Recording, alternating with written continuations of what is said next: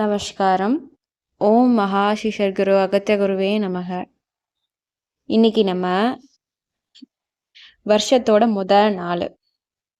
நான் ஒரு 4 நாள் முன்னாடி சொன்ன தொகுப்பில் நான் தச்சயமாக சொன்னேன், இந்த மாதிரி இந்த விஷயங்கள்லாம் நம்ம தவிர்த்துக்கிட்டு வரும் காலங்களை இனிமையாக வாழ்கிறதுக்கும் ஐயன் சொன்னபடி வாழ்கிறதுக்கும் நம்மளை நம்ம சீர்திருத்திக்கலாம். நம்ம முதல்ல நம்மளை சுத்திகரிச்சுக்கிட்டா அப்புறம் கண்டிப்பாக ஐயா நம்மளை என்ன பண்ணணும், எங்கே கொண்டு போய் சேர்க்கணுமோ கண்டிப்பாக அங்கே போய் சேர்த்துடுவாங்க. அது நீங்கள் ஸ்பிரிச்சுவலாக இருக்கலாம், உங்களுக்குள்ள 1008 கஷ்டங்களாக இருக்கலாம்ல, எல்லாத்தையும் பார்த்துட்டு தான் இருக்காங்க. நான் முன்னமே இதை சொன்னிருந்தேன். அருள் தாய் விஜயலக்ஷ்மி அம்மா எழுதிட்டு இருந்திருப்பாங்க, உங்களுக்கு கை வலிக்கும். அப்போ கூட ஐயா சொல்லுவாங்க, யார் கஜராஜ சுவாமிகள் சொல்ல அம்மா எழுதுகிறாங்க, அவங்களுக்கு கை வலிக்கின்றது ஐயனுக்கு தெரிஞ்சு போதும், இந்த தொடர் நம்ம அடுத்து எழுதலாம் கொஞ்ச நேரம் கழிச்சுன்னு சொல்லியிருப்பாங்க. எல்லாரோட கஷ்டங்களையும் கடவுள் குருவாகிய நம் அகத்திய பெருமான் பார்த்துட்டு தான் இருக்காங்க, கேட்டுட்டு தான் இருக்காங்க. தாயா தந்தையா இந்த உலகத்தை காக்கிற கடவுளா, இப்போ நம்மளுக்கு இப்போ எனக்குன்னா தாயும் தந்தையும் தெய்வமும் எல்லாம் அவங்க தான். இப்போ உங்களுக்கு அப்படின்னா உங்களுக்கு என்ன விருப்பமான கடவுளோ அவங்கள நீங்கள் முன்னிறுத்தி வச்சுக்கோங்க. இந்த ஆண்டு குரு வாரத்தில் தொடங்கியிருக்கு. இந்த குரு வாரத்தில் ஐயனை பணிஞ்சு நம்ம வேண்டிக்கலாம். நம்மளுக்கு நல்ல புத்தியும் நல்ல எண்ணமும் இருக்கணும். வரும் காலங்களையும் வரும் பிறவிகளையும் ஐயனை தொழுதுறதுக்கு, ஐயனை போற்றி பாடுறதுக்கு, ஐயன் சொன்ன வழியில் நடக்கிறதுக்கு, நல்ல புத்தி கிடைக்கிறதுக்கு நம்ம வணங்கி கேட்டுக்கலாம். தலைப்புக்குள்ளே போகலாம். இன்னைக்கு குரு. குரு என்றால் யார்? இது ஒவ்வொரு தொகுப்பை நான் சொல்லிட்டு வர்றேன். கரெக்டாக இந்த 2026 அதுவும் வியாழக்கிழமை இந்த இதை நான் சொல்கிறதுல எனக்கு ரொம்ப ரொம்ப ரொம்ப ரொம்ப மகிழ்ச்சியாக இருக்குது. இது எல்லாம் முன்னமே போட்டு வைத்த ஒரு கோடுன்னு தான் நான் சொல்ல நான் ஆசைப்பட்றேன். ஐயனுக்கு தெரியும் எப்போ எது யார் யார்கிட்ட கொண்டு போய் சேர்க்கணும்னு. அதே மாதிரி இந்த தொகுப்புகள் எல்லாம் சேரணும். ஒரு ஆன்மா தேடிட்டுருக்கு, கண்டிப்பாக அந்த ஆன்மாக்கு இது போய் கண்டிப்பாக சேர்ந்துடும். தொகுப்புக்குள்ளே போகலாம். குரு என்றால் யார்? மாமுனிவர் அகத்தியர். ஓம். குரு என்பதற்கு விளக்கம். குரு பிரம்மா, குரு விஷ்ணு, குரு தேவோ மகேஸ்வரா, குரு சாஷாத் பரபிரம்மா, தஸ்மை ஸ்ரீ குருவே நமக. குரு என்பவனை விஷ்ணு என்றும் பரமேஸ்வரன் என்றும் பிரம்மன் என்றும் அழைக்கின்றனர். இத்தகையதோர் ஸ்லோகத்தை முன் காலத்தோர் உலகத்தோருக்கு எப்போதோ கொடுத்திருக்கின்றார்கள். அதுதான் சமஸ்கிருதத்தில் மேல் சொன்ன இந்த ஸ்லோகமாகும். குரு என்பவன் திருமூர்த்திகளுக்கு சமமானவன் என்பார். இதில் 2 விளக்கங்கள் அடங்கியிருக்கின்றன. மூல தேவதைகளான பிரம்மா, விஷ்ணு, மகேஸ்வரன் இவர்களுக்கு குரு நிகரானவர் என்பது. இன்னொன்று, இவர் மூவர்களுக்கும் செய்யும் அல்லது கொடுக்கும் பொருளானது அது குரு. இதற்கு விவரம் அல்லது விளக்கம். குருவுக்கு சாதாரண தேவர்களுக்கு மேலான மூவர்களான பிரம்மா, விஷ்ணு, மகேஸ்வரன் என்ற ஸ்தானத்தில் பொருத்தப்படுகின்றது.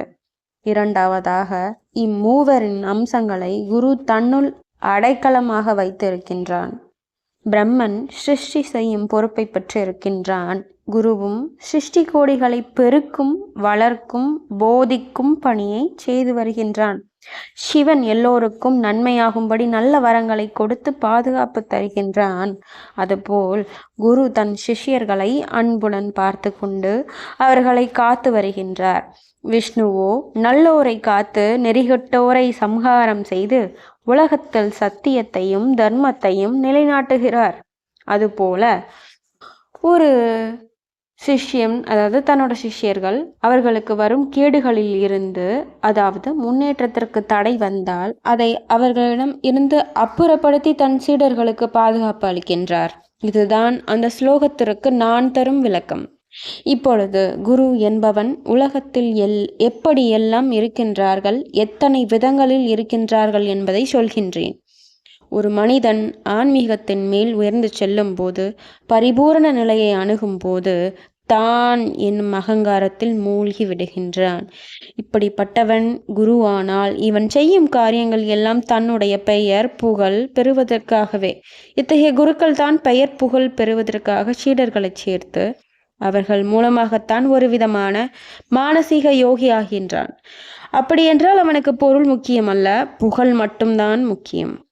இவனை அகங்காரம் உள்ள குரு என்று நீங்கள் அழைக்கலாம். சில குருக்கள் தான் கும்பிடும் கடவுளையே அல்லாது தன் வழி வந்த முன்னாடி இருந்த குருக்களையே வைத்து அவர் பெயர் புகழ் பரப்புவதற்காக சிஷ்யர்களை வைத்து தமக்கு அல்லாது தம் முன்னோர்களுக்காக பாடுபடுகின்றான். இவர்களை எல்லாம் நீங்கள் சிறிய குரு என்று அழைக்கலாம். ஏனென்றால் அவன் தன் குருவின் பெயருக்காக பாடுபடுகின்றான். சில குருக்கள் மடாதிபதிகளாகின்றார்கள். இத்தகைய குருக்கள் கலியுகத்தில் தற்போது அழகாக இருக்கின்றார்கள். தான் கட்டிய மடம் பெருக பணக்கார சிஷ்ய கோடிகளை உற்பத்தி செய்து அவர்களிடம் பணம் பொருட்களை நன்கொடையாக வாங்கி கொண்டு கட்டிடங்களை கட்டி கொண்டு இருக்கின்றனர். இவர்களை மடத்தின் அடியில் இருக்கும் படிகள் என்று நீங்கள் அழைக்கலாம். மேற்கூறிய இவர்கள் எல்லாம் சுவார்த்தம் அடங்கிய குருக்களாகும். இவர்களை மேல் சொன்ன ஸ்லோகத்திற்கு இணைத்து பார்த்தால் இவர்கள் அந்த பொருளுக்கு அப்பாற்பட்டவர்கள். இப்படிப்பட்ட குருக்களின் சிஷ்யர்களும் பொதுவாக தன் முன்னேற்றத்திற்காக மட்டும் குருக்களை வணங்குகின்றனர், ஆத்ம ஞானத்திற்காக அல்ல. உங்களுக்கு தெரிந்த குருக்களை சிஷ்யர்களை வைத்து எடை போட்டு பாருங்கள். யதா குரு ததா சிஷ்ய. ஒரு உண்மையான குரு எப்படி இருக்க வேண்டும்? அவருக்கு நான் எனது என்பது எதுவும் இருக்கக்கூடாது. பிரம்மன் போல் ஞானத்தை அளிப்பவனாக இருக்க வேண்டும். பரமசிவன் போல் தன் சிஷ்யர்களுக்கு தந்தையாக வேண்டும். விஷ்ணுவை போல் கெட்ட குணங்களை அணுகாதபடி காக்க வேண்டும். இவை மூன்றும் தான் நல்ல குருவுக்கு இருக்க வேண்டிய குணங்கள். நீங்கள் ஒவ்வொருவரும் உங்களுக்கு இருக்கும் அவ்வப்போது கிடைத்த குருக்களின் குணத்தை இந்த 4 வகைகளில் எந்த வகை என்பதை ஆராய்ச்சி செய்து புரிந்து கொள்ளுங்கள். ஒரு சிஷ்யனுக்கு தனக்கு என்ன வேண்டும் என்பதை பொறுத்து அந்த பொருளை கொடுக்கும் அதற்கு ஏற்ற குணம் கொண்ட ஒரு குரு ஒத்து போகின்றார்.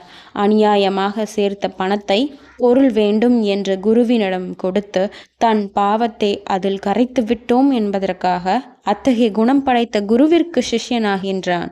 நற்பாதையில் செல்ல வேண்டும் என்றால் நிர்வாணத்தை தேடி போகின்ற சிஷ்யனோ அதற்கு தகுந்தபடி வழிகாட்டும் அங்கு அடக்கம், ஒழுக்கம், அன்பு, ஞானம், தூய்மை இப்படிப்பட்ட குணங்களை கொண்டிருக்கும் குருவை தான் அடைய சிஷ்யன் இஷ்டப்படுகின்றான்.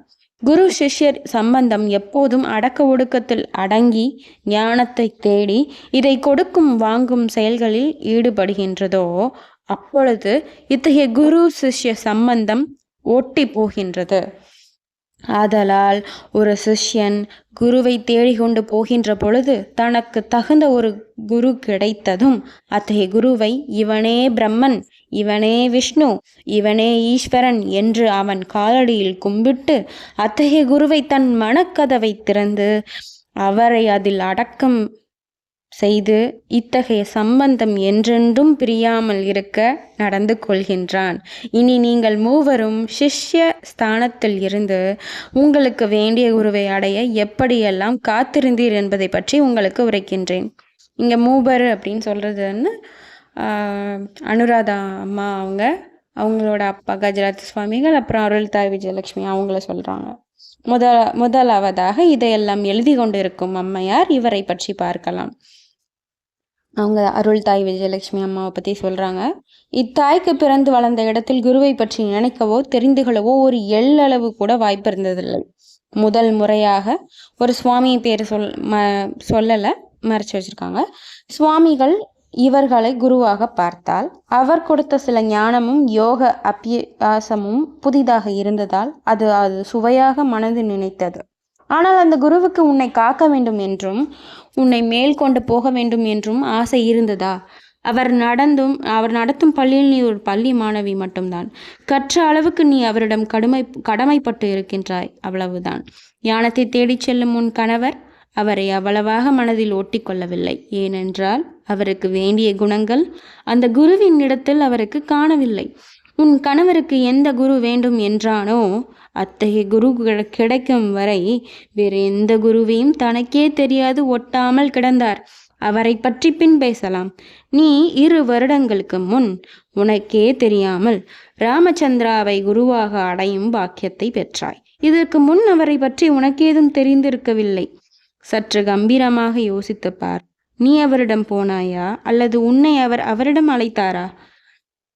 கண் கலங்குகின்றது என்று நினைக்கிறேன்.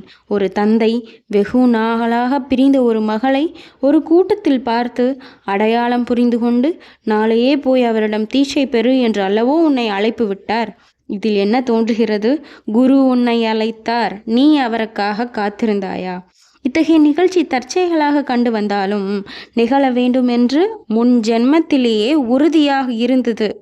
ஆதலால் எண்ணிப்பார், அவர் உன் சத்குருவா என்ற.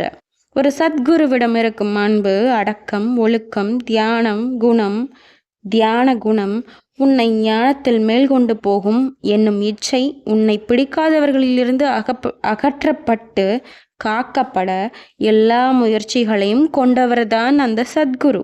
இவரிடம் பிரம்மா, விஷ்ணு, மகேஸ்வரன் இவர்களின் 3 குணங்களும் இருக்கின்றது. அதற்கு மேலான மற்றொரு குணமும் இருக்கின்றது. அது என்னவென்று சொல்வாயா?